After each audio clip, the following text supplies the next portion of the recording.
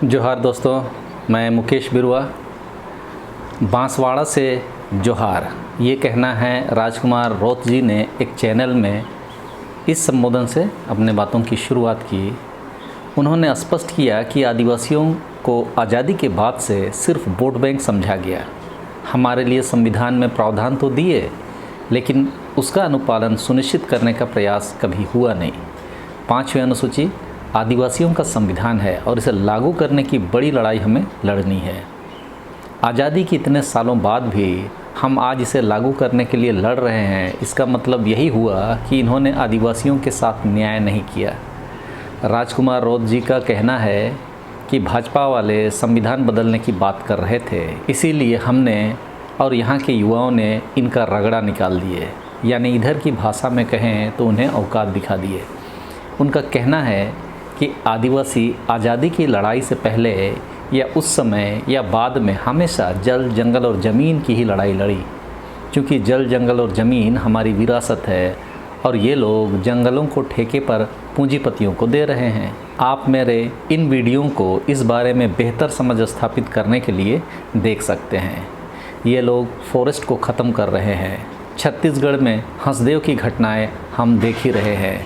किस तरह कॉरपोरेट के लिए राज्य सरकार का पूरा तंत्र लगा दिया गया है ताकि अडानी को हंसदेव जंगल के नीचे के कोयले को शोषण करने में कोई दिक्कत ना हो।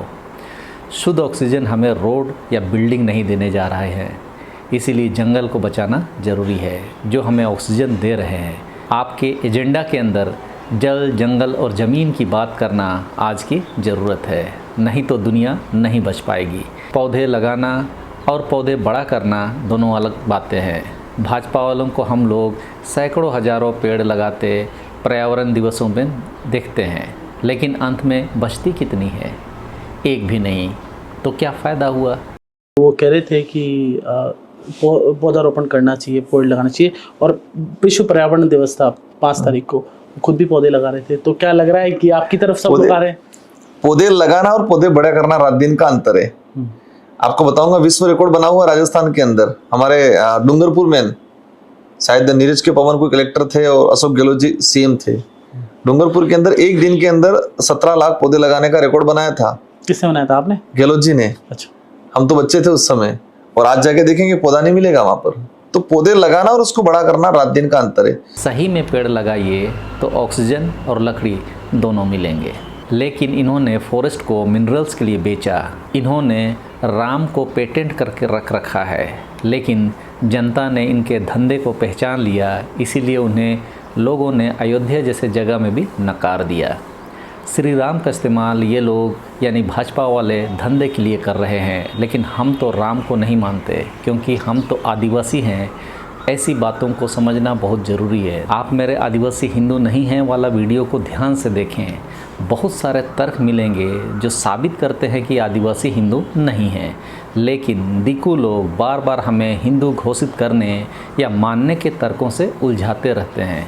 तो भारत रफ्तार के पत्रकार ने भी, ये एक चैनल है, तो उसके पत्रकार ने भी राम से संबंधित सवाल किया, तो उन्होंने अपने को राम से जोड़ने से साफ मना किया। हमारे हो समाज में भी कई समूह आजकल राम को आदिवासी से जोड़कर दिखाने का प्रयास करते हैं ताकि हम लोगों को हिंदू कहा जा सके। वे लोग कहते हैं कि राम ने भी तो तीर धनुष उठाया है और आदिवासियों के पास भी तीर धनुष है। पहले वाले वीडियो में मैं यह स्पष्ट कर चुका हूँ कि आदिवासी हो समाज में आस्था के 2 ही विचारधारा हैं, एक प्राकृतिक है और दूसरा पूर्वजों से संबंधित है। यदि राम आदिवासी थे तो कौन से समाज से थे? भील थे, गोंड थे, संथाल थे, मुंडा थे या कुछ और? अब यदि हो समाज की बात करें तो हम लोग पूर्वजों को अपने विशेष पवित्र आदिंग में पूजा उपासना करते हैं। यदि राम हमारे समाज से संबंधित हैं तो यह सवाल उठेगा कि किस गोत्र के लोगों के आदिंग में उनकी पूजा उपासना होती है? तो इसका जवाब है किसी भी हो आदिवासी के आदिंग में नहीं। इसका सीधा मतलब यही है कि राम का संबंध आदिवासी हो समुदाय से तो नहीं है। इसी तरह अन्य आदिवासी समुदाय भी यही तर्क दे रहे हैं कि राम उनके समाज से संबंधित नहीं है। राजकुमार रौत जी भील समुदाय से है, उन्होंने भी यही कहा कि राम का संबंध आदिवासियों से नहीं है, बल्कि राम का संबंध हिंदुओं से है। उन्होंने आगे स्पष्ट किया कि हिंदू धर्म की व्यवस्था अलग है और हम ना हिंदू हैं ना ईसाई। उन्होंने सवाल किया कि वर्ण व्यवस्था में आदिवासी किस वर्ण में आते हैं। बोले राजकुमार तो नाम ही, राजकुमार किसका नाम है, हिंदू नाम ही तो है, और फिर वो भगवान श्री राम को नहीं मानते। देखो, हिंदू धर्म की व्यवस्था अलग है, हर धर्म की अलग व्यवस्था है। मुझे नहीं लगता है कहाँ लिखा हुआ है राजकुमार हिंदू धर्म का नाम है, कहाँ लिखा हुआ है, किस ग्रंथ में लिखा हुआ हिंदू ही है? है। नहीं, आदिवासी हिंदू व्यवस्था से बाहर है। हम लोग नहीं मानते हिंदू, ना हम ईसाई मानते हैं, ना हिंदू नहीं है, बिल्कुल नहीं है हिंदू। फिर संविधान सुप्रीम कोर्ट ने जजमेंट दे रखा है कि आदिवासी हिंदू धर्म में नहीं आता है। वर्ण व्यवस्था बनी हुई है, ब्राह्मण क्षत्रिय शुद्ध, ब्राह्मण क्षत्रिय वैश्य शूद्र। हम किस वर्ण में आते हैं? जो भाजपा के लोगों से हम सवाल करना चाहते हैं आपके चैनल के माध्यम से कि भाजपा के नेता जो कह रहे हैं कि आदिवासी हिंदू है, तो मुझे ये बताया कि आदिवासी हिंदू है तो किस वर्ण में? उनका स्पष्ट मत है कि आदिवासी धर्म पूर्वी व्यवस्था से जुड़ा है, यानी जब धर्म की शुरुआत हुई भी नहीं थी तब से आदिवासी समाज का इस धरती से रिश्ता है। इसीलिए हमें हिंदू धर्म से जोड़ना गलत है।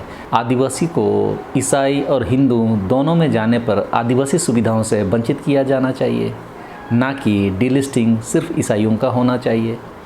मैंने भी आदिवासी हिंदू नहीं हैं वाले वीडियो में बताया था कि अंग्रेज़ों ने भी आदिवासियों के ईसाई और हिंदू में जाने को धर्मांतरण कहा है। आदिवासी प्रतिनिधियों की विचारधारा यदि इतनी स्पष्ट हो तो आदिवासियों को सही दिशा में साथ देना जरूरी है। नहीं तो आजकल कोई हिंदू होकर तो कोई ईसाई होकर आदिवासी पहचान की बात करते हुए हमने देखा ही है। ऐसे कागजी आदिवासियों से तो मूल आदिवासियों का कितना भला होगा, यह एक चिंता की बात है। राजकुमार रोत जी बांसवाड़ा से चुनाव जीते हैं। उन्होंने भील आदिवासियों के लिए भील प्रदेश की लड़ाई आगे लड़ने की बात की है। आदिवासियों के लिए अलग प्रदेश पर बहुत राजनीति होती रही है। जैसे झारखंड वास्तव में उड़ीसा और मध्य प्रदेश के कई इलाकों को लेकर मांग की गई थी। बृहद झारखंड, या यूँ कहें मध्य भारत का अधिकतर हिस्सा को झारखंड राज्य के रूप में सोचा गया था, ताकि आदिवासी बहुलता में अपना शासन प्रशासन सुचारू रूप से और सुगमता से चला सकें। उनके इलाकों में गैर आदिवासी आबादी कम से कम हो, लेकिन परिसीमन की मौजूदा समीकरण को आप देखेंगे तो पाएंगे कि लोकसभा और विधानसभा सीटों को ऐसे डिज़ाइन किया गया है कि गैर आदिवासी जनसंख्या 40 से 50% हो गई है, जबकि होना यह चाहिए था कि आदिवासी जनसंख्या का अधिकतर हिस्सा बहुतायत में उस लोकसभा और विधानसभा क्षेत्र में होना चाहिए, ताकि आदिवासी समाज के अपने प्रतिनिधि को बिना लालच के सर्वसम्मति से भेज सके। लेकिन गैर आदिवासियों के हमारे बीच होने से राजनीति उस तरह की होती है कि भाई भाई का दुश्मन हो जाता है। अपने परिवार में एक दूसरे से बात नहीं हो पाती, रिश्ते नाते सब राजनीति की भेंट चढ़ जाती है। चुनाव समाप्त होते हैं, गैर आदिवासी तो दूसरे दिन से फिर एक जगह बैठकर चाय पानी पीते हैं, लेकिन आदिवासी इस राजनीति से पनपे खाई को नहीं भर पाते और आने वाले समय तक के लिए एक दूसरे से दूर ही बने रहते हैं। इस तरह से आदिवासी समाज के लिए यह बहुत ही घातक सिद्ध हो रहा है। राजनीति आदिवासी समाज को तोड़ रहा है। और यदि आप भारत आदिवासी पार्टी का सिद्धांत देखेंगे तो लिखा है कि भारत आदिवासी पार्टी आदिवासी समुदायों के जीवन को बेहतर बनाने के लिए समर्पित है। हम सरल रोज़मर्रा के शब्दों और कार्यों में विश्वास करते हैं जो सकारात्मक बदलाव लाते हैं। हम यह सुनिश्चित करने के लिए प्रतिबद्ध हैं कि आदिवासी लोगों की शिक्षा, स्वास्थ्य देखभाल और आर्थिक अवसरों तक पहुँच हो, ताकि वे गरिमा और सम्मान के साथ पूर्ण जीवन जी सकें। भारत आदिवासी पार्टी पर्यावरण को लेकर काफ़ी चिंतित है और उनका कहना है कि हम अपनी प्रकृति की दुनिया की सुरक्षा और संरक्षण के लिए अथक प्रयास करने की प्रतिज्ञा करते हैं। हम उन नीतियों का समर्थन करेंगे जो स्वच्छ ऊर्जा को बढ़ावा देती है, प्रदूषण को कम करती है और वर्तमान और भविष्य की पीढ़ियों के लाभ के लिए हमारे बहुमूल्य पारिस्थितिक तंत्र यानी कि इकोसिस्टम की रक्षा करती है। ऐसा सिद्धांत तो शायद ही किसी राजनीतिक पार्टी का हो जो पर्यावरण के लिए, प्रकृति के लिए इस स्तर पर सोचती हो। खैर चलिए, हम इसे प्रकृतिवादी राजनीतिक पार्टी कह सकते हैं। यह तो जो लिखा है वो मैंने भारत आदिवासी पार्टी के साइट से आपको बताया है, लेकिन वास्तविकता तो वहाँ के लोग बता सकते हैं। चुनाव के रिजल्ट तो उन्हें सही साबित कर रहे हैं। संपूर्ण देश के आदिवासियों को राष्ट्रीय स्तर पर आदिवासी समाज को, राजनीति को अपने अनुकूल बनाने का प्रयास जरूर करना चाहिए, ताकि आदिवासियों को सिर्फ वोट बैंक ना समझा जाता रहे। चलिए, इस वीडियो में इतना ही। फिर हम अगली वीडियो में मिलते हैं। सबों को धन्यवाद। जोहार।